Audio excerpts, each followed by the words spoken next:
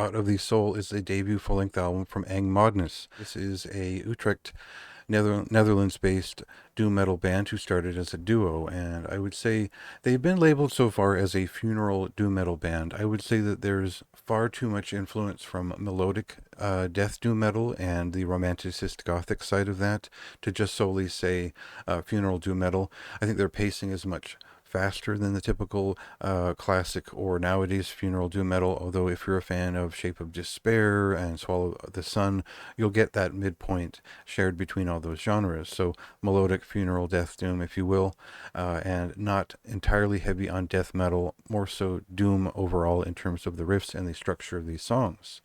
So this ends up being a little bit more of a melodic metal record, and one that is a little bit unfocused, but also does a lot of new things very well. So we'll cut into a clip here to get a sense for the production values, the sound, and just what's a little bit new here.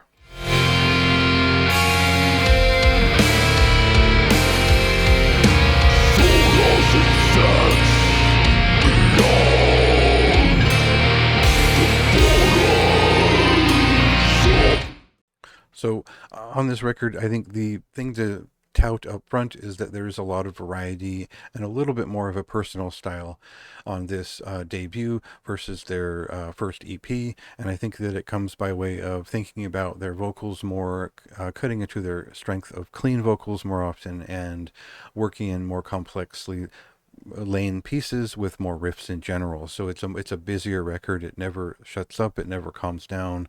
It's not surreal in any sense. It's very much always on and always producing a steady mid-paced grind. And I found that for me the atmosphere is quite broken up on this record as we get lead driven pieces, we get vocally driven pieces, we get just different types of moods altogether.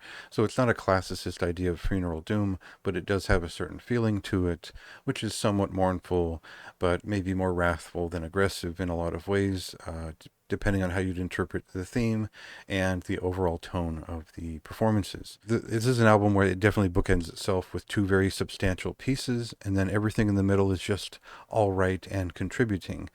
There's no real the vocals don't always work for me. Again, just variations on things that I've heard prior that weren't surprising or transformative, or didn't really continue the conversation for me beyond the feeling that I'd gotten from the first song.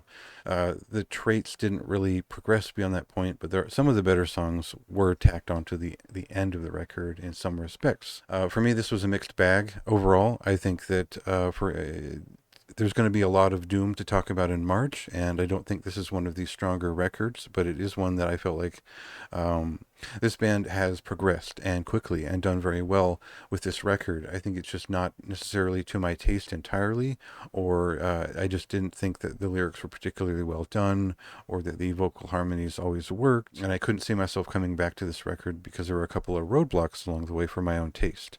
That doesn't mean it isn't a fine record.